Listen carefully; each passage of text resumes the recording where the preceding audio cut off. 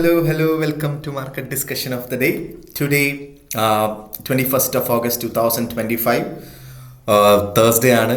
So market ഡിസ്കഷനിൽ പോകുന്നതിന് മുന്നേ ആയിട്ട് നമ്മൾ എല്ലാ ദിവസവും പറയുന്നത് പോലെ നമ്മളുടെ പുതിയ ബാച്ച് ഫ്രീ ആയിട്ട് ഫോറക്സ് ട്രേഡിംഗ് പഠിപ്പിക്കുന്ന ബാച്ച് ഈ ആഴ്ചയും സ്റ്റാർട്ട് ചെയ്തിട്ടുണ്ടായിരുന്നു. 2 ആഴ്ച നീണ്ടു നിൽക്കുന്ന ഒരു കോഴ്സാണ് നമ്മൾ പ്രൊവൈഡ് ചെയ്തത് ഈ ആഴ്ച. ഓക്കെ, സോ 2 ആഴ്ച കഴിഞ്ഞ് വീണ്ടും നമ്മൾ ഫ്രീ ആയിട്ട് ഫോറക്സ് ട്രേഡിംഗ് പഠിക്കണം എന്നുള്ള ആൾക്കാർക്ക് എൻ്റെ ഡിസ്ക്രിപ്ഷനിൽ നമ്പർ ഉണ്ടാവും. എനിക്ക് മെസ്സേജ് അയച്ചു കഴിഞ്ഞാൽ ബാക്കി കാര്യങ്ങൾ ഞാൻ കോർഡിനേറ്റ് ചെയ്യുന്നതായിരിക്കും എന്ന് എടുത്ത് ഓർമ്മിപ്പിച്ച് പോവുകയാണ്. ഓക്കെ, സോ ലൈവ് ക്ലാസ്സും ഉണ്ട്, വേണമെന്നുണ്ടെങ്കിൽ റെക്കോർഡഡ് സെഷനും നമുക്ക് തരാവുന്നതാണ് എന്നുള്ളൊരു കാര്യം ഞാൻ എടുത്ത് ഓർമ്മിപ്പിച്ച് പോകുന്നു. Okay, so coming to market discussion, coming to fundamental side. So നമ്മൾ ഇന്നലത്തെ ഫണ്ടമെൻ്റൽസ് നോക്കിക്കഴിഞ്ഞാൽ ഇന്നലെ നമ്മൾ ഓൾറെഡി പറഞ്ഞിട്ടുണ്ടായിരുന്നു. ഇന്നലെ നമ്മൾ മാർക്കറ്റ് ഡിസ്കഷൻ ചെയ്യുന്നതിന് മുന്നേ ആയിട്ടായിരുന്നു മേജറായിട്ടുള്ള 2 ന്യൂസുകൾ. അത് നമ്മുടെ ECB പ്രസിഡന്റ് ലഗാർഡിൻ്റെ സ്പീച്ചും ഉണ്ടായിരുന്നു, CPI ഡേറ്റ ഫ്രം UK ഉണ്ടായിരുന്നു അല്ലേ. So crude oil stock change വലിയ ഒരു ചേഞ്ചൊന്നും വലിയൊരു മാറ്റമൊന്നും നമ്മളുടെ മാർക്കറ്റിൽ ഉണ്ടാക്കിയിട്ടില്ല. പക്ഷേ എന്നിരുന്നാലും ന്യൂസ് വന്നപ്പോൾ വലിയൊരു ചേഞ്ച് ആയിരുന്നു ഇന്നലെ ഉണ്ടായതെന്നുള്ളൊരു കാര്യം കൂടെ മനസ്സിലാക്കുക. ഓക്കെ, സോ നമ്മൾ നേരെ നമ്മുടെ ഇന്നത്തെ ഫണ്ടമെൻ്റൽ സൈഡിലോട്ട് വരുമ്പം ഇന്ന് നമുക്ക് ടോട്ടലി ഒരു ടെക്നിക്കൽ ഡേ ആയിട്ട് കൺസിഡർ ചെയ്ത് പോവാവുന്നതാണ്. ഓക്കെ, സോ ഇന്ന് നമുക്ക് ആകപ്പാടെ 1:30 മണിക്ക് UK ടൈമിംഗ് 1:30 മണിക്ക് ഇനിഷ്യൽ ജോബ്ലെസ് ക്ലെയിം ഉണ്ട്. ആ ഒരു സമയത്ത് വളരെ ചെറിയൊരു വോളറ്റാലിറ്റി ഒക്കെ ഉണ്ടാവാനായിട്ടുള്ള പോസിബിലിറ്റി കൂടുതലാണ്. എക്സിസ്റ്റിംഗ് ഹോം സെയിൽസും 3 മണിക്ക് എക്സിസ്റ്റിംഗ് ഹോം സെയിൽസും ഉണ്ട്. പക്ഷേ നാളെ നമുക്ക് വളരെ ഇമ്പോർട്ടൻ്റ് ആയിട്ടുള്ള ഡേറ്റ വരുന്നുണ്ട്. ഒന്നാമത് യൂറോ സോണിൽ നിന്നുള്ള GDPയുടെ അനൗൺസ്മെൻറ്റ് വരുന്നുണ്ട്. അതേപോലെ തന്നെ ഫെഡ് ചെയർ പവലിൻ്റെ സ്പീച്ച്, അത് വളരെ വളരെ ഇമ്പോർട്ടൻ്റ് ആയിട്ട് കൺസിഡർ ചെയ്യേണ്ട ഒരു ഡേറ്റ കൂടെയാണ്. വൈകുന്നേരം 3 മണിക്കാണ് ഫെഡ് ചെയർ സ്പീച്ച് വരുന്നത്. കാരണം അത് ഓൾറെഡി നമ്മൾ കണക്ട് ചെയ്ത് നോക്കേണ്ടത് എന്താ വെച്ചാൽ നമുക്ക് NFP നോൺ ഫാം പേറോൾ 3 ആഴ്ചയ്ക്ക് മുന്നേ വന്ന ന്യൂസ്, CPI ഡേറ്റ, അതേപോലെ തന്നെ റീറ്റെയിൽ സെയിൽസിൻ്റെ ഡേറ്റ എല്ലാം നെഗറ്റീവായിട്ടാണ് US ബാധിച്ചത്. അതുകൊണ്ടിട്ട് തന്നെ ഉറപ്പായിട്ടും അതിനെക്കുറിച്ചുള്ള കാര്യങ്ങൾ ഈ ഫെഡ് ചെയർ സ്പീച്ച് കഴിഞ്ഞിട്ടുള്ള പ്രസ് കോൺഫറൻസിൽ സംസാരിക്കാനായിട്ടുള്ള പോസിബിലിറ്റി ഉണ്ട്. സോ അതേപോലെ തന്നെ ഫെഡ് ചെയർ പവൽ റിസൈൻ ചെയ്ത് പോകണം എന്ന് ഡൊണാൾഡ് ട്രംപ് പറഞ്ഞിട്ടുണ്ടായിരുന്നു. സോ അത് ഉറപ്പായിട്ടും നമ്മുടെ മീഡിയാസ് ചോദിക്കുമ്പോൾ അതിൻ്റെ റെസ്പോൺസ് എങ്ങനെയാണ് എന്നൊക്കെയുള്ള കാര്യങ്ങളും, അതേപോലെ അടുത്ത ഇൻട്രസ്റ്റ് റേറ്റ് ഡിസിഷൻ, അത് ഇൻട്രസ്റ്റ് റേറ്റിൻ്റെ എന്തെങ്കിലും ഒരു ഹിൻഡ്, ഇൻട്രസ്റ്റ് റേറ്റ് കുറയ്ക്കാനോ കൂട്ടാനോ ഉള്ള എന്തെങ്കിലും ഒരു ഹിൻഡ് കിട്ടിയാൽ പോലും അത് മാർക്കറ്റിനെ ഡയറക്റ്റ്ലി അഫക്റ്റ് ചെയ്യും എന്നുള്ളൊരു കാര്യം കൂടെ മനസ്സിലാക്കി പോവുക. ഇതൊക്കെയാണ് എനിക്ക് നമ്മളുടെ ഫണ്ടമെൻ്റൽ സൈഡ് ഇന്ന് പറഞ്ഞു പോകാനായിട്ടുള്ള ന്യൂസുകൾ. സോ ഇന്ന് നമ്മൾ ടോട്ടലി ടെക്നിക്കൽ കൺസിഡർ ചെയ്ത് ടെക്നിക്കൽ ഇൻഡിക്കേറ്റേഴ്സ് വെച്ച് ട്രേഡ് ചെയ്ത് പോകാവുന്നതുമാണ് എന്നുള്ള കാര്യമാണ് എനിക്ക് ഫസ്റ്റ് ഓഫ് ഓൾ പറഞ്ഞു പോകാനായിട്ടുള്ളത്. Okay, so coming to technical side, first of all നമുക്ക് JPYയിലോട്ട് വരാം. JPYയിലോട്ട് വരുന്നതിന് മുന്നേ ആയിട്ട് പല ആൾക്കാരും എൻ്റെ അടുത്ത് ചോദിക്കുന്നുണ്ട്, റിലയബിൾ ആയിട്ടുള്ള ബ്രോക്കേഴ്സ്, നല്ല രീതിയിൽ നല്ല വിഡ്രോവൽസ് ഒക്കെ പ്രൊവൈഡ് ചെയ്യുന്ന അല്ലെങ്കിൽ റെഗുലേറ്റഡ് ആയിട്ടുള്ള ബ്രോക്കേഴ്സ് ഏതൊക്കെ ഉണ്ട് എന്ന് എൻ്റെ അടുത്ത് ചോദിക്കുന്നുണ്ട്. ഞാൻ പേഴ്സണലി യൂസ് ചെയ്യുന്ന ബ്രോക്കർ വന്നിട്ട് സ്റ്റാർ ട്രേഡർ എന്ന് പറഞ്ഞൊരു ബ്രോക്കറാണ്. അത്യാവശ്യം എല്ലാ റെഗുലേഷൻസും, പ്രത്യേകിച്ച് എടുത്ത് പറഞ്ഞു കഴിഞ്ഞാൽ UAE റെഗുലേഷനും UK റെഗുലേറ്റഡും ആയിട്ടുള്ള ബ്രോക്കറാണ്. അതിൻ്റെ കൂടെ ASIC ഓസ്ട്രേലിയൻ ബേസ്ഡും സൗത്ത് ആഫ്രിക്ക ബേസ്ഡും ആയിട്ടുള്ള കുറേ റെഗുലേഷൻസും, അതിൻ്റെ കൂടെ $100,000 വരെ UKയിലുള്ള ലോയിഡ്സ് ബാങ്ക് പ്രൊട്ടക്റ്റ് ചെയ്യുന്നുണ്ട്. നമ്മൾക്ക് ഇൻഷുറൻസ് പ്രൊട്ടക്റ്റ് ചെയ്യുന്നുണ്ട് എന്നുള്ളതാണ് അതിൻ്റെ ഏറ്റവും വലിയ പ്രത്യേകത. ഓക്കെ, സോ അതിൻ്റെ കൂടെ നമുക്ക് ടൈറ്റ് ആയിട്ടുള്ള സ്പ്രെഡും സ്വാപ്പ് ഫ്രീ അക്കൗണ്ട്സ് ഇവർ പ്രൊവൈഡ് ചെയ്യുന്നുണ്ട്. അതായത് ഒരു ദിവസം നമ്മൾ ഹോൾഡ് ചെയ്യാൻ നേരത്ത് ഫീസ് ഇല്ലാത്ത അക്കൗണ്ട്സും അവർ പ്രൊവൈഡ് ചെയ്യുന്നുണ്ട്.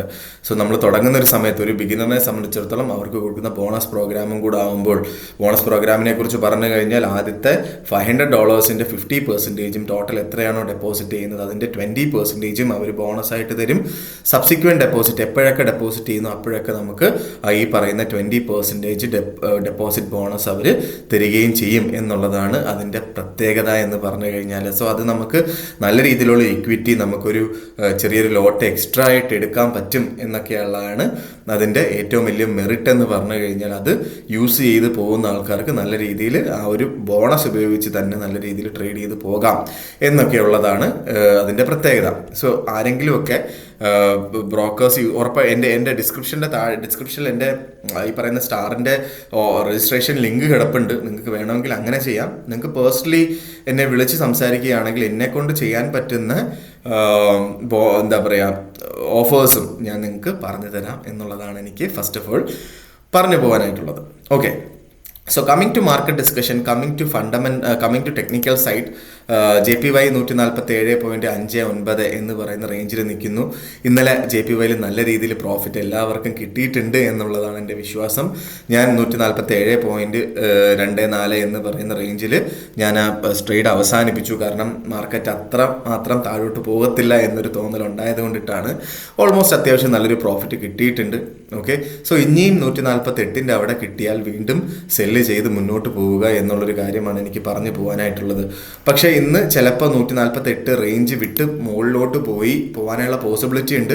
പക്ഷേ 148.70 എന്ന് പറയുന്ന നമ്മുടെ സ്റ്റോപ്പ് ലോസ് ഉണ്ടല്ലോ, അതൊന്നും ഹിറ്റ് ആവാനായിട്ടുള്ള ഒരു ചാൻസ് ഇല്ല. 148 അടുത്തൊക്കെ കിട്ടിയാൽ വീണ്ടും സെല്ലെടുത്ത് സ്റ്റാർട്ട് ചെയ്യുക എന്നുള്ളതാണ് JPYയിൽ എനിക്ക് പറഞ്ഞു പോകാനായിട്ടുള്ള ഓപ്പർച്യൂണിറ്റി. ഓക്കെ, 148 അവിടെ സെല്ലെടുക്കുന്ന ആൾക്കാർ 148.70 അവിടെയെങ്കിലും സ്റ്റോപ്പ് ലോസ് വെക്കണം. നമുക്ക് ടേക്ക് പ്രോഫിറ്റ് 1:1.5 റേഷ്യോയിൽ ടേക്ക് പ്രോഫിറ്റും വെച്ച് തന്നെ പോവുക.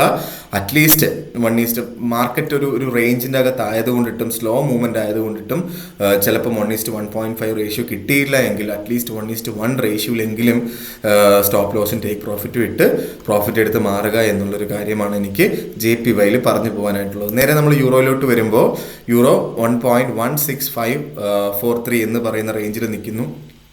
സോ ബേസിക്കലി യൂറോയിൻ്റെ ഒരു ബൈ എൻട്രി 1.1600 അവിടെ കിട്ടിയാൽ വേണം എന്നുള്ള ആൾക്കാർക്ക് ചെറിയ ലോട്ട് എടുത്ത് പരീക്ഷണം നടത്താവുന്നതാണ്. പക്ഷേ നല്ലൊരു എൻട്രി 1.1500 തന്നെയാണ് എന്നുള്ളൊരു കാര്യമാണ് എനിക്ക് പറഞ്ഞു പോകാനായിട്ടുള്ളത്. യൂറോയുടെ കാര്യം വേറൊരു കാര്യം നമ്മൾ ശ്രദ്ധിക്കേണ്ടത്, എന്തെങ്കിലും ഒരു പീസ് ഡീലോ അല്ലെങ്കിൽ ഒരു പീസ് മീറ്റിംഗ്, അതായത് നമ്മുടെ സെലൻസ്കിയും ഉക്രൈൻ പ്രസിഡന്റ് സെലൻസ്കിയും US പ്രസിഡന്റ് ഡൊണാൾഡ് ട്രംപും അതേപോലെ റഷ്യൻ പ്രസിഡന്റ് പുടിനും കൂടെ ഉള്ള ഒരു പീസ് മീറ്റിംഗ് അത് ഈ മാസം അവസാനത്തിന് മുന്നേ ആയിട്ട് നടക്കും എന്നുള്ളൊരു കാര്യം പറഞ്ഞിട്ടുണ്ടായിരുന്നു. സോ അതിൻ്റെ ഡേറ്റ് വന്നാൽ പോലും ചിലപ്പം യൂറോ എടുത്ത് മുകളിലോട്ട് പോകാനുള്ള പോസിബിലിറ്റി ഉണ്ട്. അതുകൊണ്ടിട്ട് തന്നെ യൂറോയിൽ സെൽ എൻട്രി എന്ന് പറയുന്ന സംഭവം ചെയ്തുകൊണ്ട് കുഴപ്പമൊന്നുമില്ല. ചെയ്താൽ ഉറപ്പായിട്ടും സ്റ്റോപ്പ് ലോസ് വെക്കണം എന്നുള്ളൊരു കാര്യമാണ് എനിക്ക് പറഞ്ഞു പോകാനായിട്ടുള്ളത്.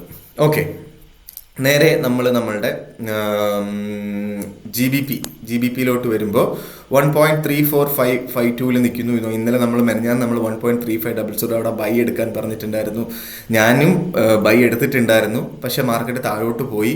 മാർക്കറ്റ് 1.3460 വരെ ഇന്നലെ പോയിട്ടുണ്ടായിരുന്നു. ഇന്ന് രാവിലെ 1.3435 എന്ന് പറയുന്ന റേഞ്ചിലോട്ടൊക്കെ പോയിട്ടുണ്ടായിരുന്നു മാർക്കറ്റ്.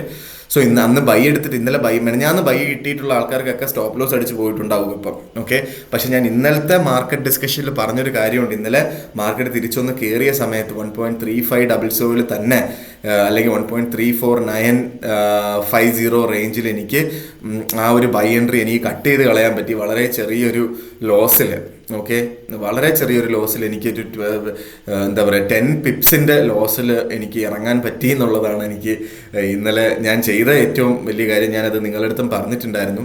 ഓക്കെ, കാരണം ആ ഒരു മാർക്കറ്റിൻ്റെ ദിശ, കാരണം ഇന്ന് ഞാൻ അവസാനിച്ചതും 1.3500 താഴെയായിട്ടായിരുന്നു. ഇന്നലെ മാർക്കറ്റ് ടൈമിങ്ങിലൊക്കെ 1.3500 താഴെ ആയതുകൊണ്ടിട്ട് ഞാൻ ആ ബൈ എൻട്രി ഞാൻ കട്ട് ചെയ്ത് കളഞ്ഞു എന്നുള്ളൊരു ചെറിയൊരു ലോസിൽ കട്ട് ചെയ്ത് കളഞ്ഞു എന്നുള്ളതാണ് ഞാൻ ചെയ്തൊരു കാര്യം. ഓക്കെ, പക്ഷേ UK കാര്യം പറഞ്ഞു കഴിഞ്ഞാൽ അവിടെ ഒരു പുതിയൊരു പാർട്ടി എന്താ പറയുക ഫോം ചെയ്യാനായിട്ട്, നേരത്തെ ലേബർ പാർട്ടിയിൽ ഇപ്പോൾ ഭരിച്ചുകൊണ്ടിരിക്കുന്ന പാർട്ടിയിലുള്ള ഒരു പുള്ളി തന്നെ ഒരു പുതിയൊരു പാർട്ടി രൂപീകരിക്കാനായിട്ടുള്ള ശ്രമങ്ങൾ നടത്തുന്നുണ്ട്.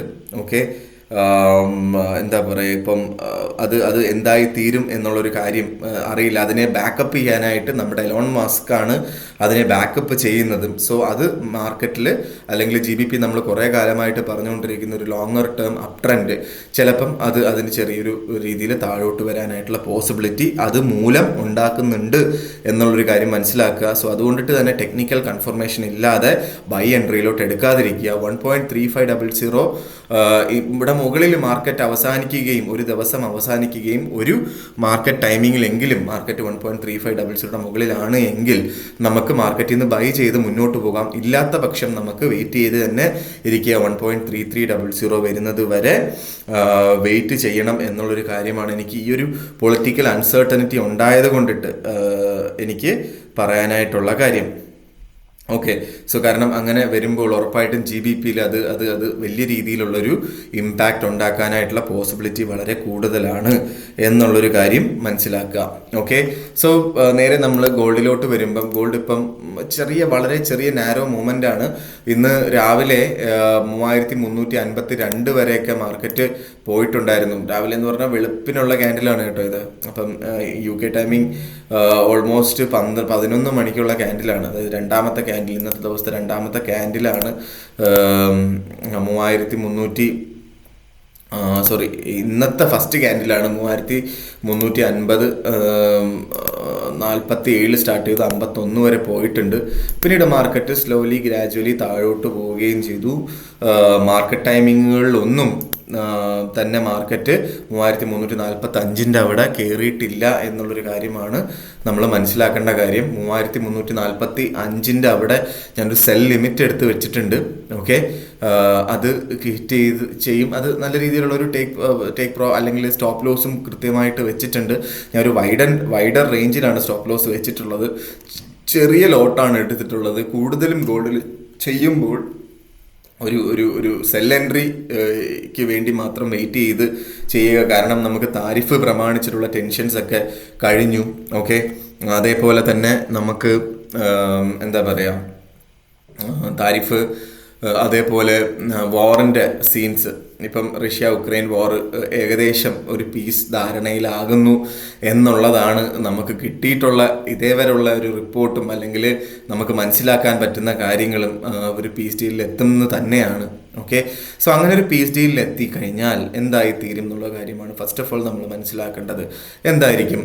ഉറപ്പായിട്ടും ഗോൾഡിലുള്ള സമ്മർദ്ദം കുറയുകയും ഗോൾഡിൻ്റെ റേറ്റ് താഴോട്ട് പോവുകയും ചെയ്യും. ഓക്കെ, സോ നേരെ മറിച്ച് വേറെ എന്തെങ്കിലും സംഭവിച്ചാൽ, എന്തെങ്കിലും അക്രമോ എന്തെങ്കിലും ഒക്കെ ഉണ്ടായാൽ മാർക്കറ്റ് വീണ്ടും മുകളിലോട്ട് പോകും കേട്ടോ. സോ നമുക്ക് ഗോൾഡിൽ കൂടുതലും സെൽ എൻട്രിയിൽ കോൺസെൻട്രേറ്റ് ചെയ്യുക. ഒരു കാരണവശാലും സ്റ്റക്കായി പോവാതിരിക്കുക. ഏത് ട്രേഡ് എടുത്താലും സ്റ്റോപ്പ് ലോസ് വെക്കുക. ഇങ്ങനത്തുള്ള 3-4 കാര്യങ്ങൾ ചെയ്തു പോയാൽ തന്നെ നമുക്ക് അത്യാവശ്യം പ്രോഫിറ്റബിൾ ട്രേഡർ ആവാൻ പറ്റും. ഓക്കെ, പക്ഷേ ഗോൾഡിൻ്റെ റേഞ്ച് എനിക്ക് കൃത്യമായിട്ട് എനിക്ക് അറിയില്ല എന്നുള്ളത് തന്നെയാണ് എനിക്ക് പറയാനായിട്ടുള്ളത്. ഞാൻ നേരത്തെ പറഞ്ഞതുപോലെ 3330 എന്ന് പറയുന്ന ഒരു ബെഞ്ച് മാർക്കാക്കി എടുത്തിട്ട് അവിടുന്ന് ഒരു ഷോർട്ടർ ടേമിൽ ഒരു $30 താഴോട്ടും $30 മുകളിലോട്ടും, അതായത് 3300 എന്ന് പറയുന്ന അവിടെ നിന്ന് നമുക്ക് ബൈ ചെയ്ത് മുന്നോട്ട് പോകാം. കാരണം 3300 ഒരുപാട് ഇൻസ്റ്റിറ്റ്യൂഷണൽ ബയേഴ്സ് പ്രസന്റ് ആയിട്ടുള്ളൊരു സോണാണ്. ഓക്കെ, 3300 അവിടെ നിന്നുള്ളൊരു ബൈ. ഓക്കെ, ഇല്ല എങ്കിൽ 3360 അടുത്തുള്ള ഒരു സെല്ല്. ഓക്കെ, സോ ഒരു വൈഡർ റേഞ്ചിൽ പറഞ്ഞു കഴിഞ്ഞാൽ $50 3330 എന്ന് പറയുന്ന ഒരു ബെഞ്ച് മാർക്ക് ആക്കിയിട്ട് $50 മുകളിലോട്ടും താഴോട്ടും, അതായത് 3282 റേഞ്ചിൽ താഴോട്ടും 3380 എന്ന് പറയുന്നത് മുകളിലോട്ടും എന്നുള്ളതാണ് അവിടുത്തെ ഒരു റേഞ്ച് എന്ന് പറഞ്ഞു കഴിഞ്ഞാൽ. 3280 കേട്ടോ, ഞാൻ നേരത്തെ പറഞ്ഞത് മാറിപ്പോയെന്ന് അറിയില്ല. 3330 നിന്ന് 3280 താഴോട്ട് പോയാലും 3380 മുകളിലോട്ട് പോയാലും എന്ന് പറയുന്ന ഒരു വൈഡർ റേഞ്ചാണ് എനിക്ക് മനസ്സിലാക്കാൻ പറ്റിയിട്ടുള്ളത്. സോ ഇന്നത്തെ എൻട്രി ഞാൻ നോക്കിക്കഴിഞ്ഞാൽ ഇന്ന് പല മാർക്കറ്റുകളും അല്ലെങ്കിൽ UK മാർക്കറ്റ് ഓപ്പൺ ആയതും ഇന്ത്യൻ മാർക്കറ്റ് രാവിലെ ഇന്ത്യൻ ടൈമിങ് 7:30 മണിക്കും ഒക്കെ മാർക്കറ്റ് 3345 താഴെയായിട്ടായത് കൊണ്ടിട്ട് തന്നെ 3345 എന്ന് പറയുന്ന ഒരു ബെഞ്ച് മാർക്കാക്കി ഇന്നത്തെ ദിവസത്തെ എടുത്ത് അവിടുന്ന് താഴോട്ട് ഉള്ളൊരു 3330 വരെ എങ്കിലും പോകും എന്നുള്ളതാണ് ഇന്നത്തെ ഞാൻ വിചാരിക്കുന്ന കാര്യം.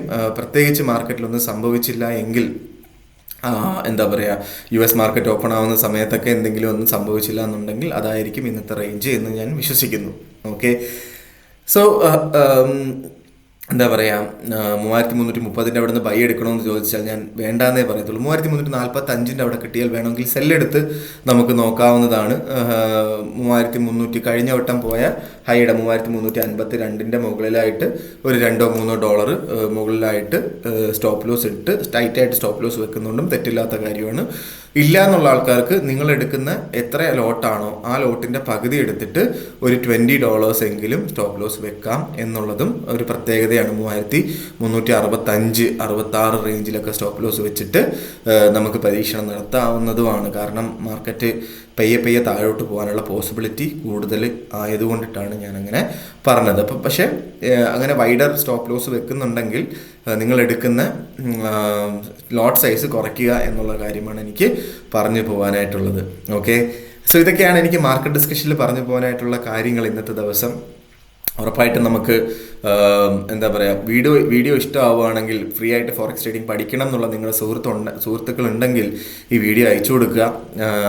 അതേപോലെ തന്നെ യൂട്യൂബിൽ തന്നെ ഞാനൊരു ബേസിക് ക്ലാസ് റെക്കോർഡ് ചെയ്തുകൊണ്ടിരിക്കുകയാണ്. അതിൻ്റെ എഡിറ്റിങ്ങും കാര്യങ്ങളും നടന്നുകൊണ്ടിരിക്കുന്നു. എന്താ പറയുക, കൂടുതൽ ആൾക്കാരിലോട്ട് വീഡിയോ എത്തിക്കുക. വീഡിയോ ഇഷ്ടമാവുകയാണെങ്കിൽ ലൈക്ക് ചെയ്യുക, സബ്സ്ക്രൈബ് ചെയ്യുക എന്ന് പറഞ്ഞുകൊണ്ട് ഇന്നത്തെ ദിവസത്തെ മാർക്കറ്റ് ഡിസ്കഷൻ ഞാൻ കൺക്ലൂഡ് ചെയ്യാണ്. മാർക്കറ്റ് ഡിസ്കഷനായിട്ട് നമ്മൾ നാളെ കാണുന്നത് വരെ ഗുഡ് ബൈ.